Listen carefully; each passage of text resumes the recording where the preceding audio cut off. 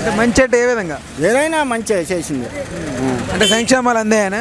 సంక్షేమాలు అందాయి, పాలన బాగుంది, ఇబ్బంది ఏం లేదు.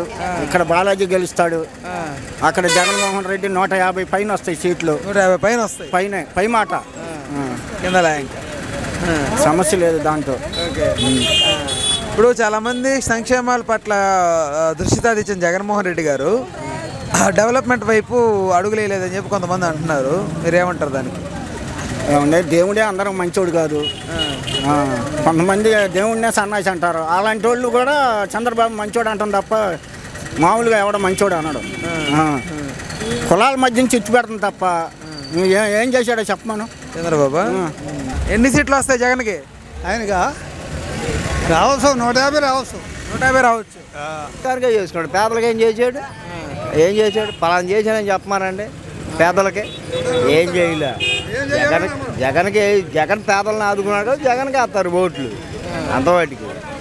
టీడీపీ వాళ్ళు టీడీపీకి చేస్తారు. అలా టీడీపీ వాళ్ళనే అడుగుతా ఉంటే వాళ్ళు అదే చదువుతారు. నలుగురిని అడుగుతున్నారు కాబట్టి నాలుగు పక్షాలు అంటారు. 100 కూడా రావంటే ఎందుకు రావు? ఏం అభివృద్ధి చేయలేదు, ఏది చేయలేదు. పేదలను అందరిని ఆదుకున్నాడు కాబట్టి పేదలకి కంపల్సరీ పేదలు జగన్గా ఓటేస్తారు. ఎడంబలాజీ వైసీపీ. ఎందుకని అంటారా? ఇక్కడ ఈ ప్రాంతంలో ఏలూరు సాంబశివరావు గారు బడుగు బలహీన వర్గాలకి ఏమీ చేయలా. చేశాడు, ఎక్కడో చేశాడు. ఎక్కడెక్కడంటే వాళ్ళ సమాజ వర్గానికి చేసుకొని నేనంతా బాగా చేశానని చెప్పుకున్నాడు. కానీ ఆయన ఉన్నప్పుడు మా గ్రామానికి వచ్చి ఒక మాట అన్నాడు. దేవాలయంలోకి వచ్చి ఒక మాట అన్నాడు. అమ్మా మీకు నమస్కారం, మీ అందరికి సేవ చేసుకోవాలన్నానని అన్నాడు. మరి అన్నవాడు గెలిచిన తర్వాత ఆ ప్రాంతంలో జనాలందరూ 1 సంవత్సరానికి ఏడ్చారు. బజార్ని పడి పోలీసులు రెక్కల పట్టుకు ఈడ్చుకుపోయారు. నీరు చెట్టు కార్యక్రమంలో ఇందిరాగాంధీ అప్పుడు ఇచ్చిన భూముల్ని వీళ్ళు నీరు చెట్టు కార్యక్రమం లాగేసుకున్నారు. ఇదేనా ఆయన చేయాలనుకున్న సేవ? నేను నీకు సేవ చేసుకుంటున్నానని చెప్పిన వ్యక్తి సంవత్సరం తిరిగే తలికే రెక్కల పట్టుకు ఈడ్చుకెళ్ళారు. నీరు చెట్టు కార్యక్రమం పెట్టి హరిజన వాళ్ళలో చెరువుని లోయ దువ్వినట్టు తవ్వేసి మట్టి అమ్ముకున్నారు. ఒక ఆయన తవ్వినందుకు డబ్బు నూకాడు, ఇంకొక ఆయన మట్టి తవ్వినందుకు అమ్ముకున్నందుకు ఆ డబ్బులు తీసుకున్నాడు. ఏమి చేశారని వాళ్ళకి ఓటేయాలి? అన్యాయం జరిగింది మీకు. మా ప్రాంతానికి జరిగింది, గ్రామానికి జరిగింది. నాకు ఒక్కడికే కాదు, గ్రామానికి జరిగింది. ఇప్పుడు ఈ ప్రభుత్వం వచ్చిన తర్వాత 5 ఏళ్లలో మేము మా ఊర్లో సైడ్ కాలం మొత్తం దగ్గరగా ఒక 30-40% డ్రైనేజ్ కట్టించుకున్నాం. అప్పుడు లేదు, ఆయన ఏం చేయలా. ఆయన చేసాడు, ఎక్కడ చేసుకోవాలో అక్కడ చేసుకున్నాడు. బడుగు బలహీన వర్గాలకి ఏం చేయలే ఆయన. అది ఆయన ఎప్పుడైనా వస్తే, ఇప్పుడు ఆయన మీద ద్వేషం కాదండి. ఒక ఎమ్మెల్యే గారు అయినప్పుడు అందరికీ చేయాలా. అది ఎమ్మెల్యే అంటే. అందరికీ చేయనివాడు ఎమ్మెల్యే ఎలా అవుతాడు? అందరికీ సమన్యాయం చేసిన వాడే ఎమ్మెల్యే. ఇప్పుడు ఏదో ఆయన మీద ద్వేషం ఉండనే ఇవన్నీ మాట్లాడతాం కాదు. అప్పుడు జరిగిన అన్యాయం చెప్పాను నేను. అది అలా చేస్తే ఎవరైనా ఓట్లేస్తారు. ఇప్పుడు ఎందుకు జగన్మోహన్ రెడ్డి గారి 5 ఏళ్లలో, నేను గత 30 సంవత్సరాల్లో ఎప్పుడు గవర్నమెంట్ పథకాలు మేమేం తినలా. ఈ 5 ఏళ్లలోనే గవర్నమెంట్ నుంచి మాకు ఏదన్నా లబ్ధి జరిగిందంటే ఈ 5 ఏళ్లలోనే. అంతకుముందు ఏం లేదు. అభివృద్ధి లేదు అంటున్న వాళ్ళకి ఏం చెప్తారు? ఏం అభివృద్ధి అంటే ఏంటి? లేదన్న వాళ్ళు చెప్పమానండి. నిరుద్యోగులకు ఉద్యోగాలు, ఐటీ సెక్టర్ రావడం కానీ, మనకు డ్యాములు ఫుల్ఫిల్ అయ్యి రైతులు 3 పంటలు పండించుకోవడం కానీ, రాజధాని ఉండడం కానీ, ఇవన్నీ కావాలి కదా. రాజధాని అంటే ఒక చోట కాదండి. చెప్పారు కదా 3 రాజధానులని చేస్తారు. రాష్ట్రము విడిపోయినప్పుడు ఏముంది, ఒట్టి చేతులతో బయటకు వచ్చేసాం. ఆదాయం ఏడుంది? ఉన్న దాంట్లోనే ముఖ్యమంత్రి గారు అవ్వగానే 2 సంవత్సరాల కరోనా ఏమైపోయారు. ఇప్పుడు అంతా ప్రచారాలు తిరిగే బ్యాచ్ అంతా ఆ 2 ఏళ్ళు ఏడకపోయారు. అంటే ఎలక్షన్ అప్పుడు వచ్చి మాట్లాడుతూ ఉంటారా? ఎలక్షన్ అప్పుడు వచ్చి మాట్లాడతాం కదా కావాల్సింది.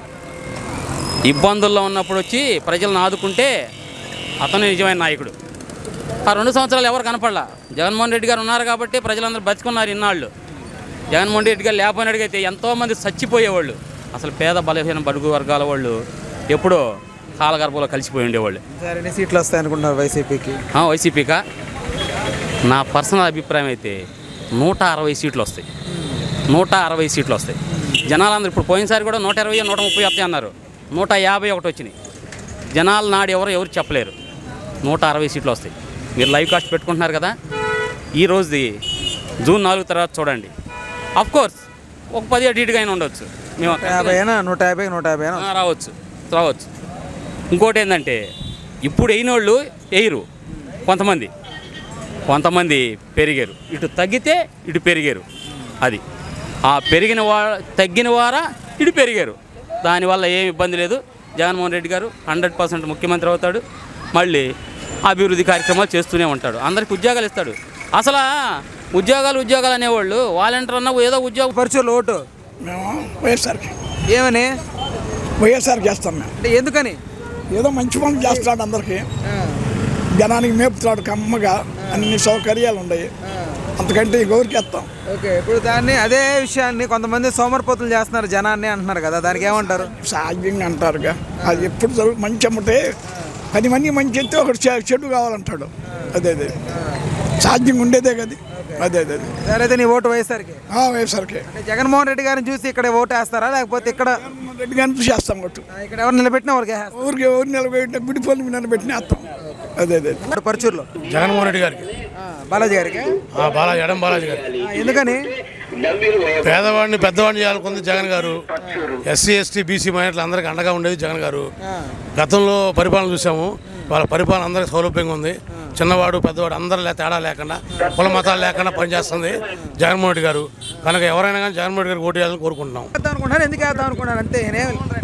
అదే చెప్పు, ఎవరికి వేస్తాయి సార్ ఓటు పరుచూరులో? జగన్మోహన్ రెడ్డికి. ఓకే, ఎందుకని వేస్తున్నావు? మాకు అన్నీ ఆయన చెప్పింది మొత్తం మాకు జరిగింది కాబట్టి సంక్షేమాలన్నీ అందాయా? అందినాయి. ఇప్పుడు అభివృద్ధి లేదంటున్నారు కదా, వాళ్ళకి ఏం చెప్తారు మీరు? వాళ్ళకి లేదా, మాకు ఇచ్చింది. మీకైతే ఉంది? మాకైతే ఉంది. నమస్తే, నేను మోనిక. తెలుగు రాజ్యం ఇక ఊరూరా రాబోతోంది. దినదిన ప్రవర్ధమానమవుతున్న తెలుగు రాజ్యం ఛానల్కు 2 తెలుగు రాష్ట్రాల్లోని 42 లోక్సభ నియోజకవర్గాల నుంచి న్యూస్ కంట్రిబ్యూటర్స్గా వ్యవహరించడానికి యువతను ఆహ్వానిస్తోంది. జర్నలిజం పట్ల ఆసక్తి, కనీస సామాజిక రాజకీయ పరిజ్ఞానం, స్థానిక పరిస్థితులపై మంచి అవగాహన, స్థానిక పరిచయాలు, గౌరవప్రదమైన జీవనం ఉంటే సరికొత్త సామాజిక విప్లవంలో మీరు కూడా భాగస్వాములు కావచ్చు. మీ అంతరంగాన్ని ఆవిష్కరించవచ్చు. ప్రతి లోక్సభ నియోజకవర్గ పరిధిలో 2కి అవకాశం ఉంటుంది. 30 నుంచి 35 ఏళ్ల మధ్య వయస్కులై జర్నలిజం పట్ల అభిరుచి, ఆసక్తి కలిగిన యువతి యువకులు తమ వివరాలు, జీవన విధానం, ఆసక్తి గల ప్రాంతం, పాస్పోర్ట్ ఫోటోతో కలిపి ఈ దిగువన నంబర్కు వాట్సాప్ చేయొచ్చు. నంబర్ 8125150555.